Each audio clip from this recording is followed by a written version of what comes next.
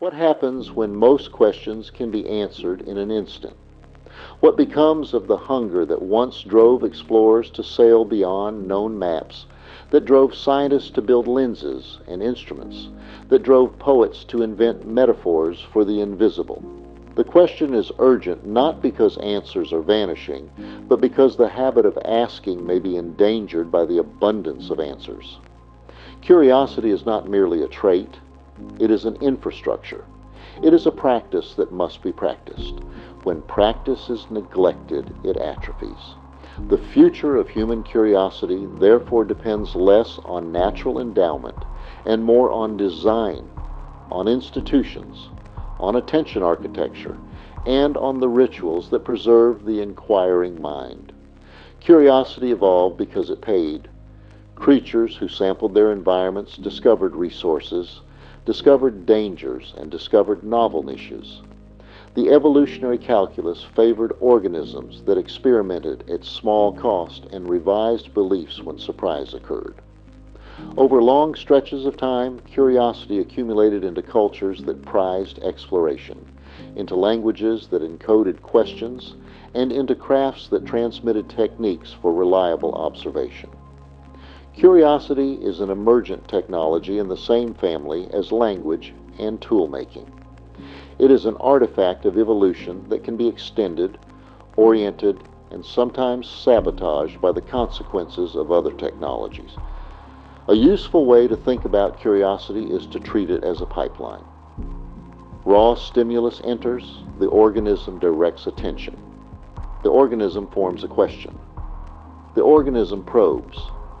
Feedback arrives. The organism updates models. The pipeline converts novelty into knowledge and knowledge into leverage. Like any pipeline, it can be optimized, clogged, or rerouted. Modern life overlays new incentives on this pipeline.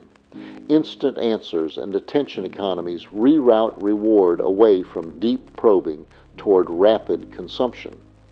The pipeline begins to leak. The task for designers of cultural and technical architecture is to repair the pipeline so that it prioritizes the hard steps of sense-making rather than only the easy steps of retrieval. At the neural level, curiosity has identifiable signatures. The dopaminergic system responds to uncertainty reduction. The hippocampus encodes novelty into memory. Predictive coding frameworks describe curiosity as a drive to minimize error between expectation and observation, but not in the crude sense of elimination of surprise. The curious mind values a kind of productive uncertainty, the margin where prediction fails in ways that can be intelligibly resolved. Too little surprise yields boredom.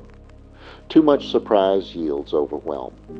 Curiosity flourishes in an intermediate regime where surprise is resolvable with available tools.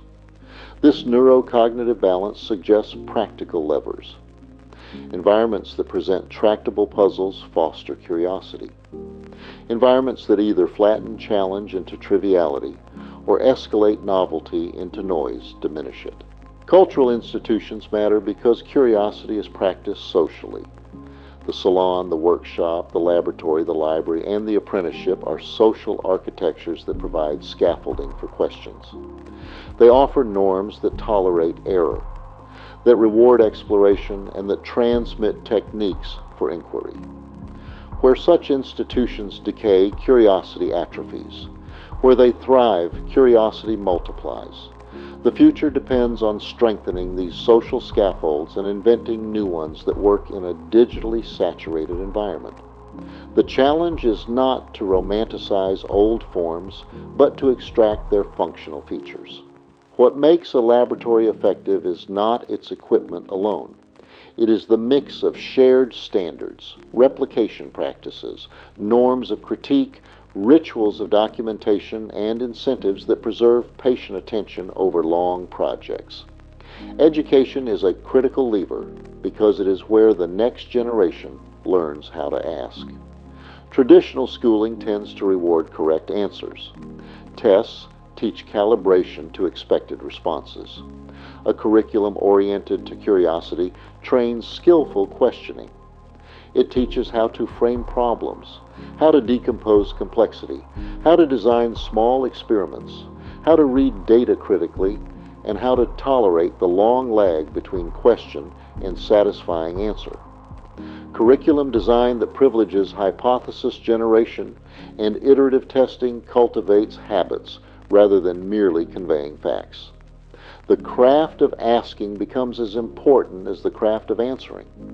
The pedagogy of curiosity should be practice-based, apprenticeship-like, and cumulative because curiosity is a skill that accrues through recurrent performance. The attention economy is the most immediate threat.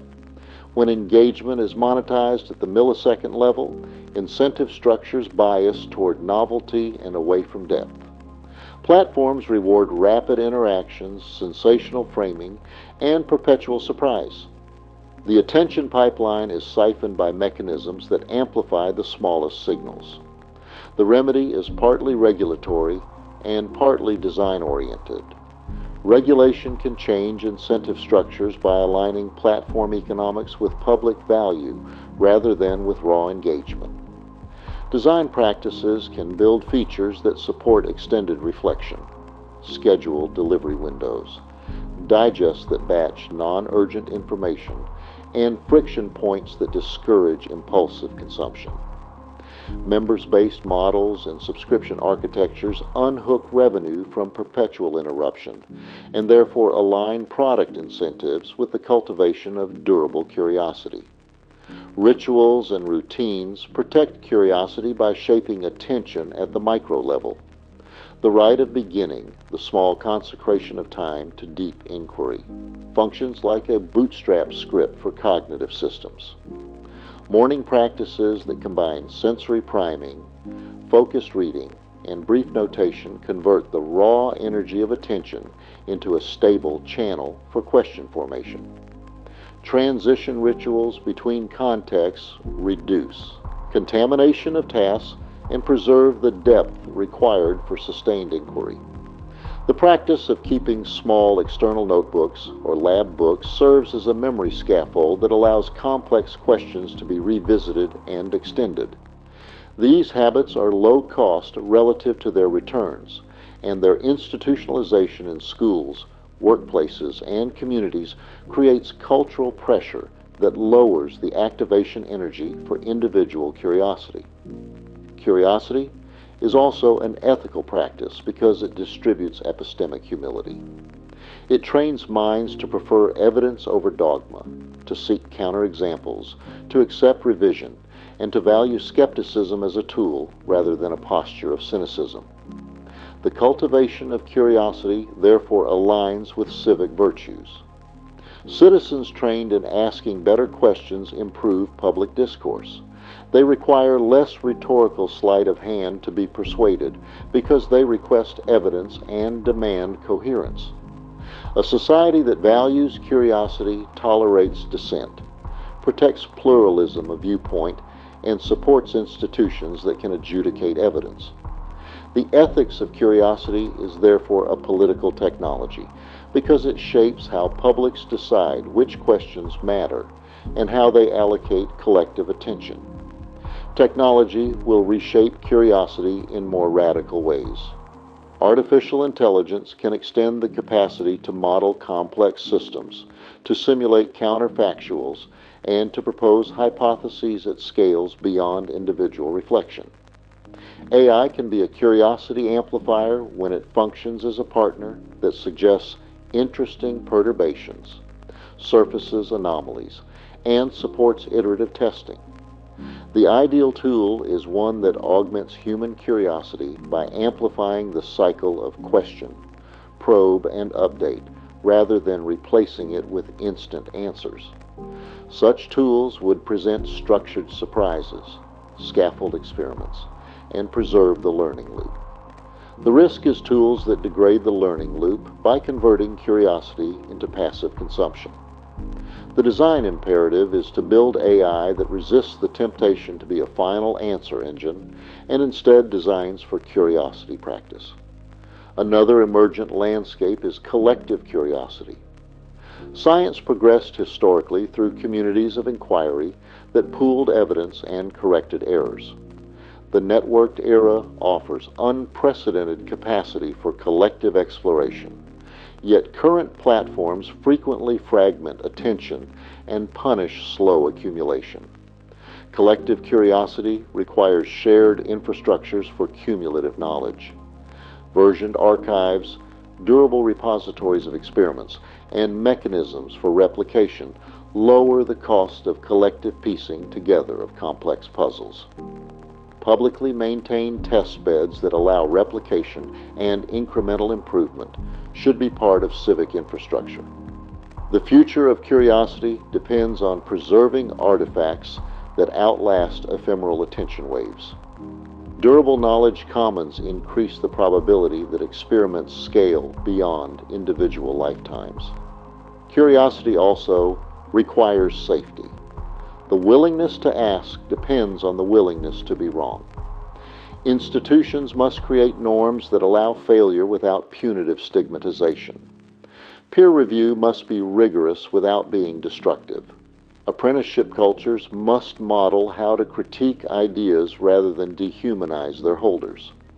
Psychological safety is a prerequisite for bold inquiry. Where reputational markets punish exploration with career risk, curiosity is funneled into safe, incremental work.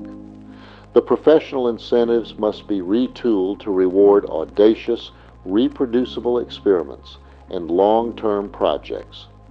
Tenure systems, grant mechanisms, and corporate incentives should be redesigned to sustain patient inquiry rather than only short-term metrics. A social technology that supports curiosity is the practice of micro-experiments. The cognitive cost and risk of a question can be reduced by designing cheap, fast probes that yield informative signals. The scientist calls these pilot studies. The craftsman calls them prototypes. The curious amateur calls them thought experiments. Embedding the habit of running small probes reduces the fear of failure and increases the rate at which the world yields feedback. Communities of practice that share small experiments amortize the cost of learning and accelerate the spread of techniques that turn questions into robust insights. Curiosity thrives at interfaces between domains. The most fertile questions often arise where disciplines meet, between chemistry and computation, between architecture and ecology, between history and data science. Cross-disciplinary spaces function as crucibles of novelty because they recombine concepts and methods. The future should support institutional crosstalk. Research funders, educational programs, and civic labs should create grants and fellowships that encourage boundary crossing. Physical spaces that are intentionally messy, that host artists, engineers, and historians in the same room, produce serendipity at low cost. The architecture of curiosity includes surfaces where different knowledges rub together and produce sparks. Public narratives condition curiosity. Stories that valorize lifelong learning, that celebrate repair rather than spectacle, and that frame ignorance as an invitation rather than a source of shame, create psychological environments where curiosity is natural. Media that reduces complex problems to viral sound bites undermines the appetite for deep probing. Conversely, media that models extended investigation, that follows a thread of research across months or years, trains publics in patience. The cultural production of curiosity-oriented narratives should be supported alongside the production of content that prioritizes immediate engagement. Measurement can be supportive if applied wisely. Metrics that quantify deep reading, time spent in concentrated work, and the density of cross-disciplinary citations provide feedback about the health of curiosity ecosystems. The danger is the classic pitfall of measurement. When metrics become goals, they distort behavior. Measurement regimes for curiosity should be lightweight, plural, and reflexive. They should inform the design of institutions rather than drive short-term optimization. Evidence-based policy for curiosity will be most useful when it leaves room for unpredictability and when it values the slow accrual of insight. The future of curiosity is entangled with equity. Curiosity thrives where basic needs are met and where cognitive bandwidth is available. Hunger, insecurity, and constant distraction impoverish the capacity to ask.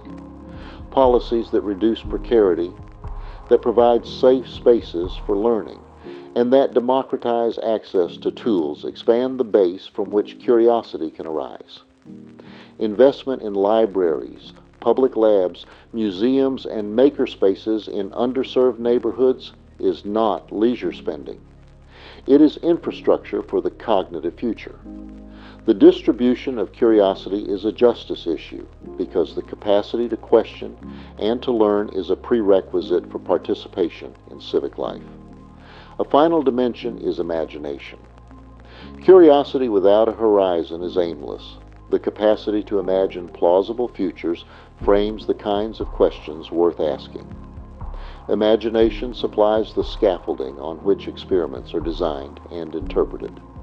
Cultures that foster rich imaginative practice through literature, visual arts, and speculative thought create the soil in which curiosity roots. The union of imagination and method is the engine of progress. The future of curiosity depends on both disciplined inquiry and the freedom to dream beyond immediate constraints. The arc of history suggests an optimistic caution. Technologies that once threatened practices often produce new forms of inquiry when institutions adapt. The printing press altered the ecology of knowledge. The laboratory arose when experiment became systematic. The digital revolution is another inflection point. It threatens curiosity by flattening the cost of answers, but it also offers tools to amplify collective questioning. The choice is not deterministic. Curiosity will not vanish because some platforms incentivize distraction.